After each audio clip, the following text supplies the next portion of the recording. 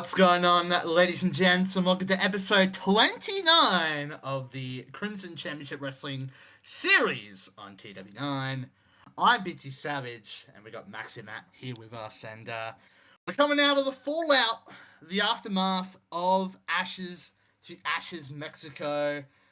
We've got Dominion 10 and 11 for you guys in this episode, and we're building up. We're building up the cemetery gates, man. Like, it's crazy times. Yet again, we obviously last episode seen the debut of Mark Calloway.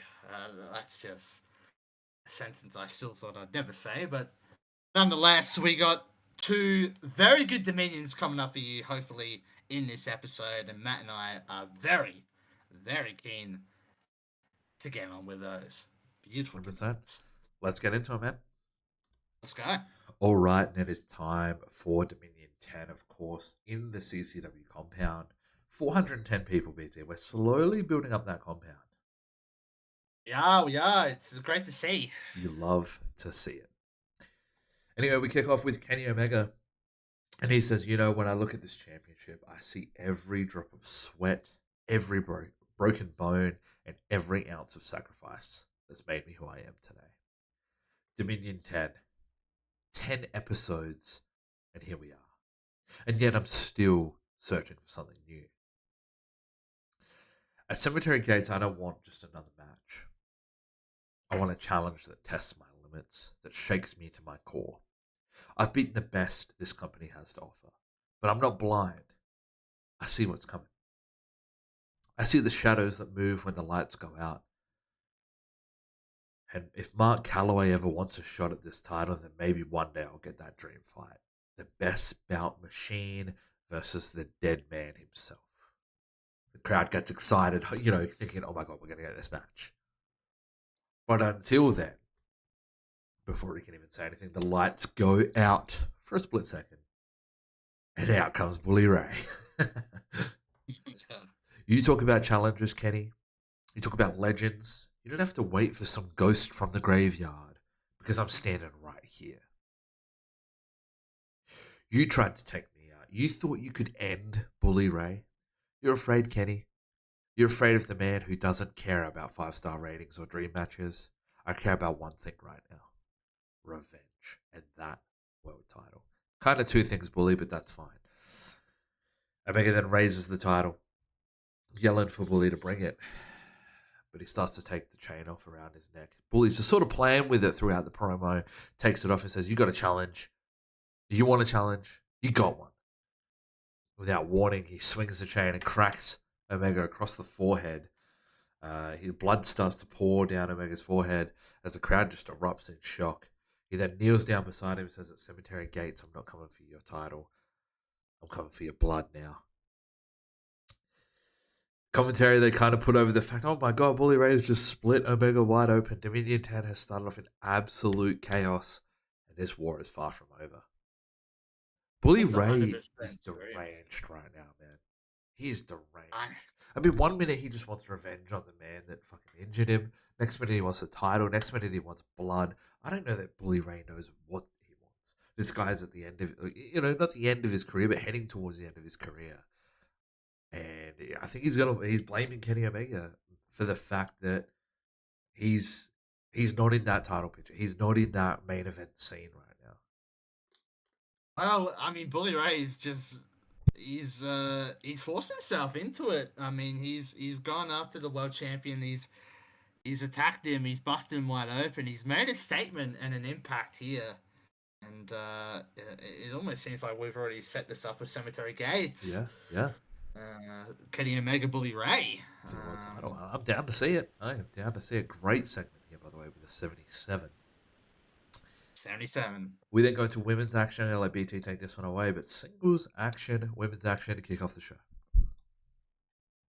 You are correct. We did have some women's action, and in a surprise upset, some may say, we got Ruby Soho defeating Gail Kim in almost 13 and a half minutes with the Heidi Ho. A 43 for Ruby Soho and a 54 from Gail Kim. And this is her in-ring debut. it seems here from No, no, Ruby no. Soho. Re-debut. Sorry. Re-debut. So Sorry, just my under a bad. different gimmick. So yeah, like Yeah, I can know. yeah, Yeah. No, good call. Good call. Either way, I mean, an upset, an upset. Uh, yeah. Big win for Ruby Soho, and a very good gimmick this time around for Ruby Soho. Wow, it's a Good to decent see. match. Good to see. Can't. Speaking of women's action, we get something that was, I guess, a post-match recording from Jake Roberts and Crazy Mary Dobson. This is straight after the Asylum match. Jake Roberts says, Mary, I don't deal in excuses. I deal in results. And tonight, what I saw out there wasn't madness, it was weakness. Mary twitches slightly, She had her eyes darting towards Jake Roberts. He says, I brought you into this world of pain because I saw something in you, something dark, something that scared even me. But what I saw tonight, he laughs and shakes his head. You let EO make you human again. You bled, you screamed, you felt. You don't survive. You don't survive in the asylum by feeling. You survive by becoming the thing they all fear. You lost that tonight, but maybe, he smirks faintly, leaning very close in. Maybe next time I'll remind you what true evil looks like. As he walks off, leaving Mary just blankly looking at the floor and her lip trembling as she laughs as the camera fades to black. Chilling display there from both both Dobson and Roberts.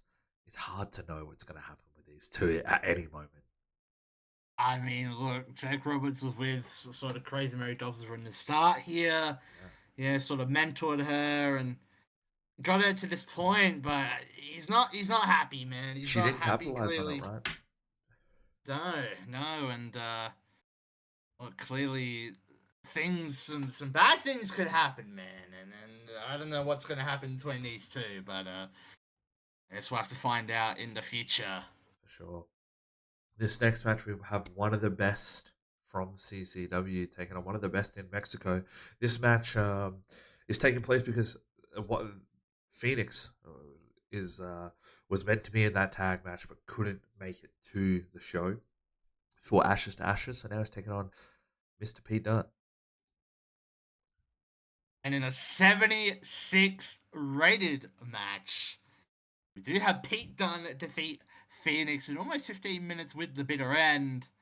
A 54 for Pete Dunne and Phoenix with a 78. I mean, one more appearance for Phoenix. I'm excited.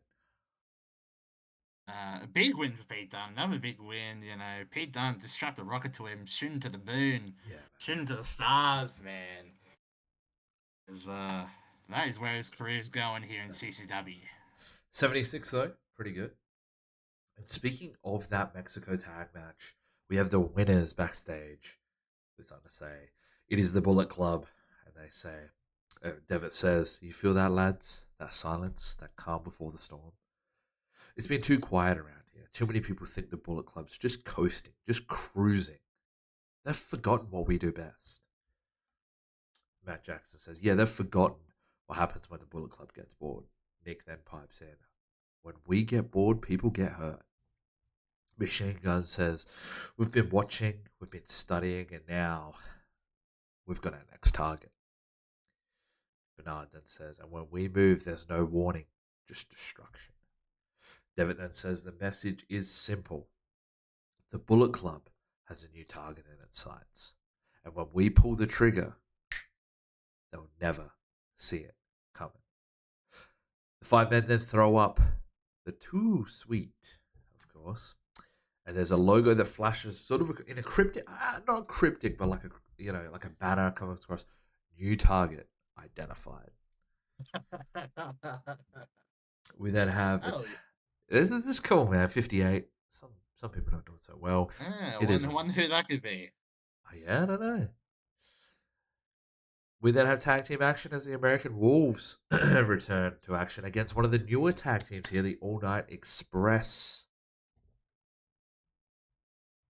And, as you can see, the All Night Express clearly couldn't go all night tonight because they copped the fat L to the American Wolves in 16 minutes when Eddie Edwards pinned Kenny King.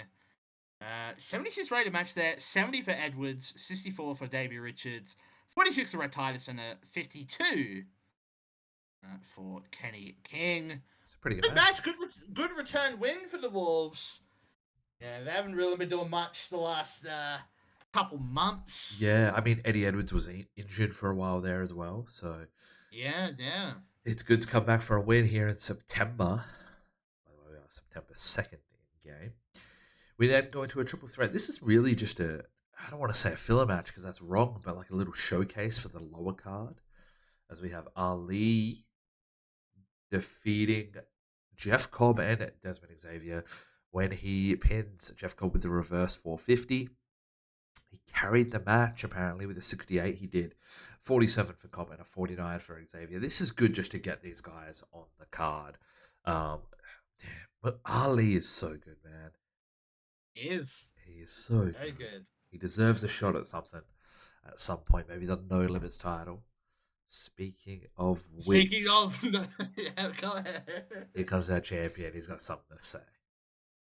He's got something to say, guys. Yes, he does. We see Adam Cole come out, mic in hand, maybe tears in his eyes, as he says, "You know, when I first walked into CCW, I promised this place would belong to me. I promised I'd outwork, outfight, and outshine everyone in that locker room. And I did exactly that. I became the longest running No Limits champion in history. But sometimes, best get broken." As he raises his injured sort of arm slash elbow slightly, grimacing in pain, he says, "This is a fractured elbow. They're telling me I might not be cleared for months.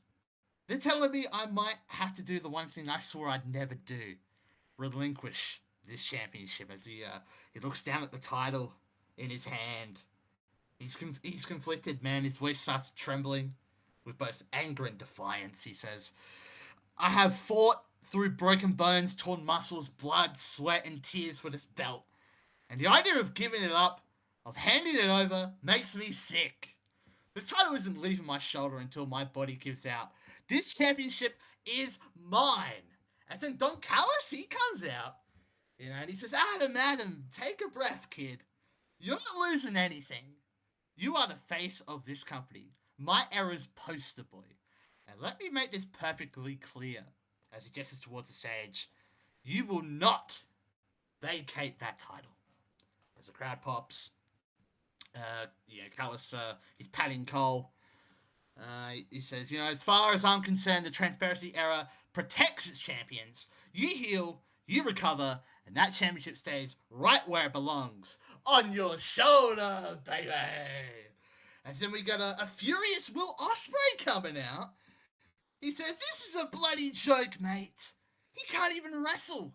If he's injured, he vacates. Simple as that." I mean, we got Matt Hardy here. He says, "Rules are rules, Don. Every champion defends or steps aside, no exceptions." And then we got Uhaa Nation here. He says, "That title deserves to be fought for, not hidden behind politics." And then Dragon Lee. He says CCW is about warriors, not excuses. As the crowd pops loudly, Callis, he raises his hand in silence to silence the crowd. And now Callis is pissed. He says, "Respectfully, gentlemen, you are all incredible athletes, but you don't make the decisions around here. I do. And my decision is final. Adam Cole keeps his championship, and if any of you have a problem with that, you can take it up with me." As the four challengers, they glare from the stage, seething as Cole smirks through the pain, clutching his belt tightly as Cole says, "Still the champ, baby." Wow. It's one of those Wow. questionable decision here from Callis. The thing is would the fans react the same way if it was Kenny? If Kenny, through all he's been through, if he got stripped of that belt, would they be happy? I don't think so. So I kind of agree with Callis in this decision. I don't know. It's a hard one. It is a hard one. It is, but I mean, you go through traditional pro wrestling. If someone can't defend the title within a certain amount of time, you'd think they'd get stripped of the belt. But look, this is CCW, man. I'm not going to question any decisions on Carlos No, no. makes at this point because Callis is the man. he is the man. That gets a 53 rated promo there as we get into our main event. I can't wait, Yeah. man. The Olympic hero. We knew he was going to be in action tonight. We knew he was going to main event, but we didn't know who he was against. We find out that Kurt Angle defeats Angelico by submission with an ankle lock. 68 rated match. This is quite a good match.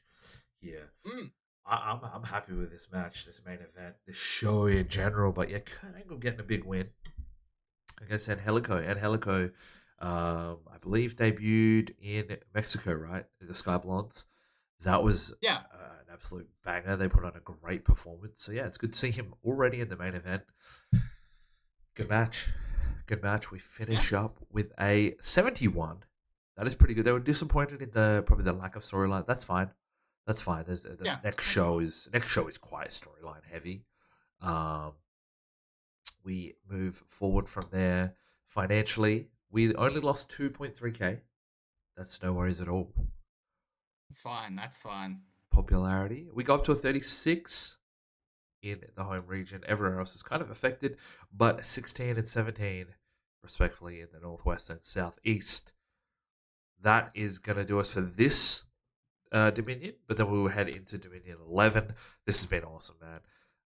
It's been great. Pretty good show. Storylines are coming up next. This is going to be fun. Let's get into it. Let's go. And we are here with Dominion 11 in obviously the compound in front of 439 people as we kick off the show with none other than Samoa Joe. So he's in the ring and he says, for years, people have spoken the name Mark Calloway like it's sacred. Like he's something more than flesh and bone. Like he's some untouchable myth that walks among men. But let's make one thing very clear. You're not a ghost, Calloway. You're not a legend walking out of a grave. You're a man. A man with fear, with pride, with doubt in your eyes every time you look in the mirror. People call you the Deadman. I call you Mark. Because that's all you are to me. A man trying to live up to his own shadow, the smoke, the fire, the lights, the tricks. All of it is just a mask for what's underneath. And what's underneath is human. Just like everyone else I've broken. See, I don't fear the dark. I am the dark. I don't run from death. I face it head on. And Mark Calloway, when you step in that ring with me, all that mystique, all that aura you built over decades, it dies the second my hands wrap around your throat. You spent your life burying men, but this time the dirt's for you. Because Samoa Joe doesn't fear myths. Samoa Joe destroys men. As Joe stares into the camera, no smirk, no theatrics, just cold, ruthless conviction. He says, and Mark, I'm going to prove that's all you've ever been. And then, he walks off into the dark as the lights flicker out completely and ends the promo there. Joe with a message, a big message. A 92 rated message. A 92 rated message right there. Mr. Mark Calloway, I mean, look. Wow. Joe doing the best work for his CCW career right here. Exactly, man. This gives me chills, bro. I can't lie. It's sick.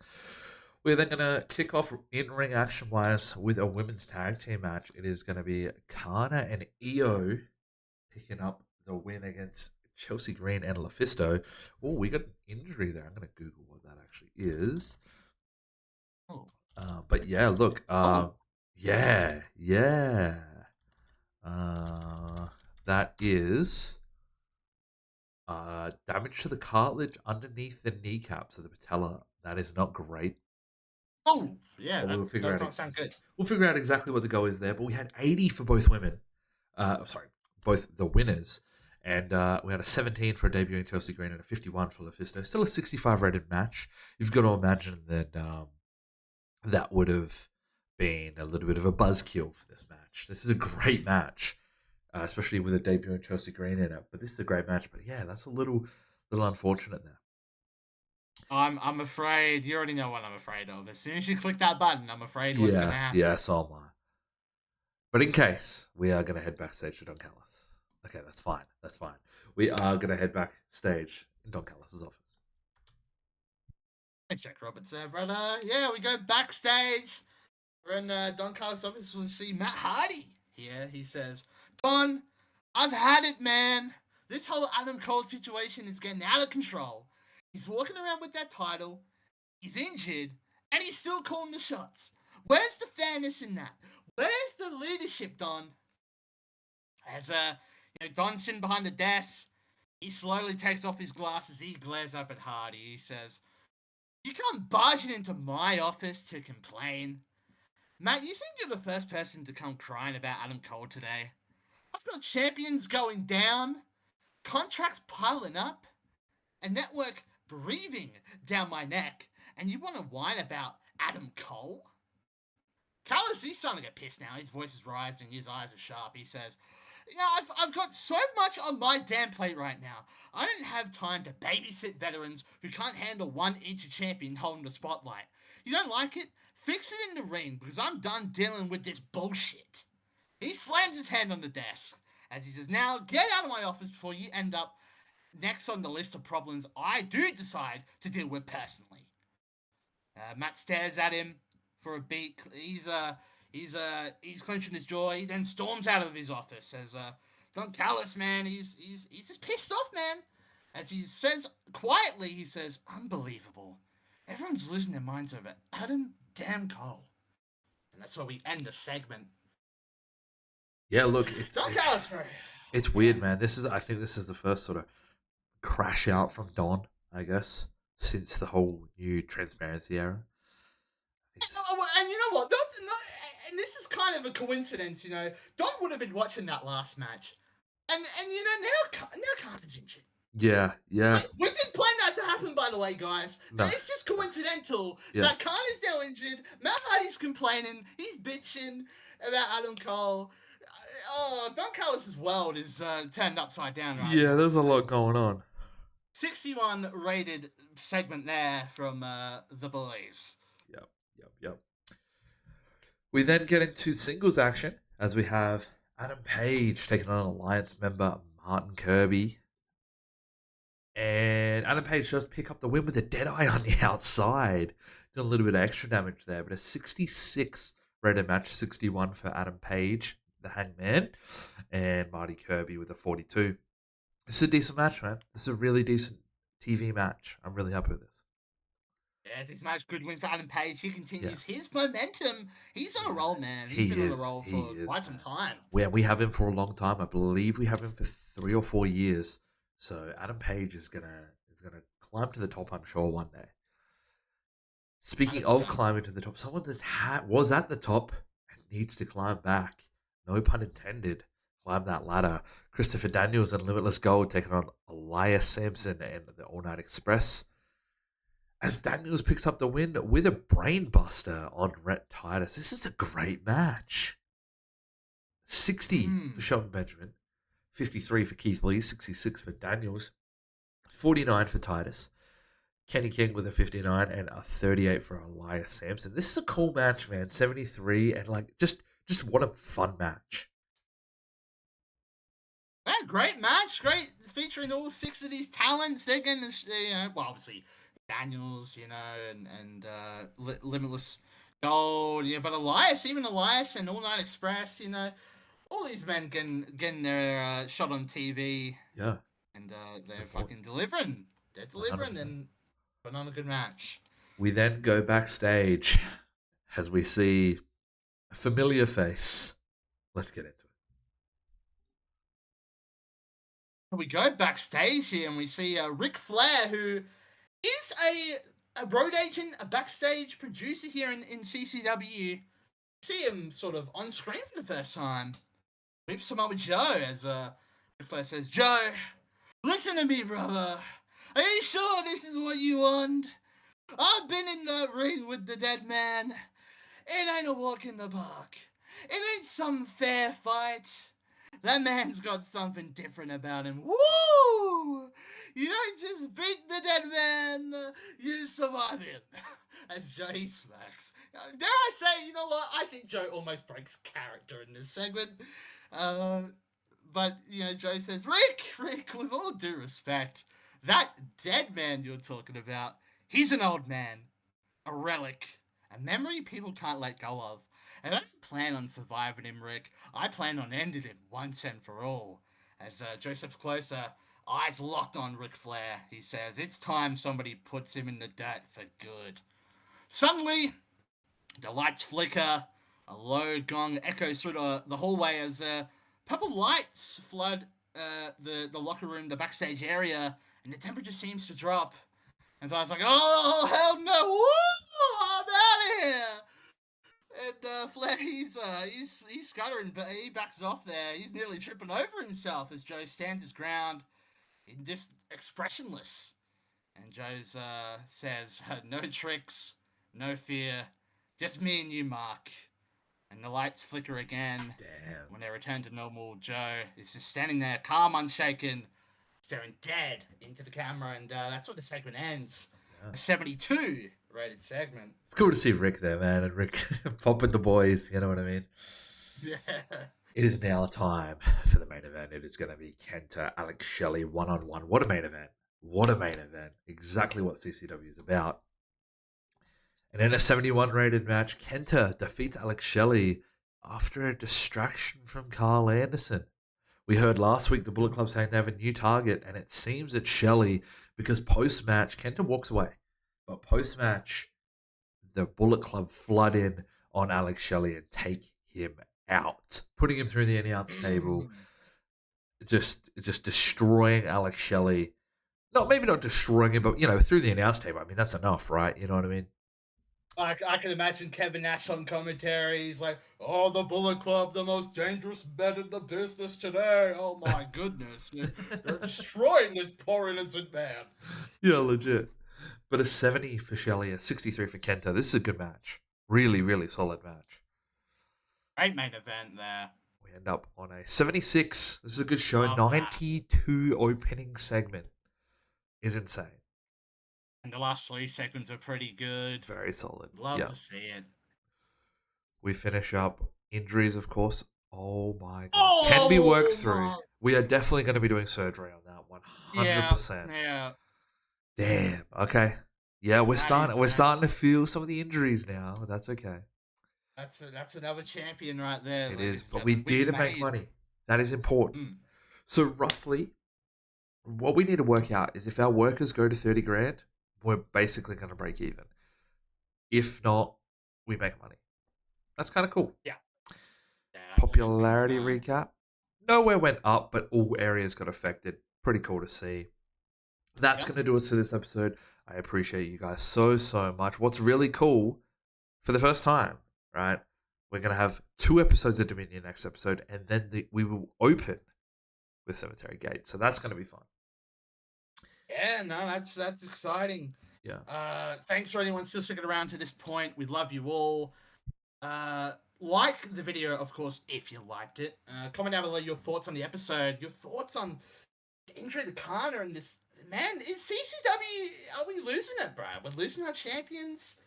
Are we losing it? Of course we're not fucking losing it, because we're CCW. What am I talking about? Share this video with the TW community. Show it some love. And subscribe to the Max It Matt YouTube channel if you're new here for more TW content, for more CCW. But until next time, I'm BT Savage. This is Max It Matt, and we'll see you in the next episode of Crimson Championship Wrestling.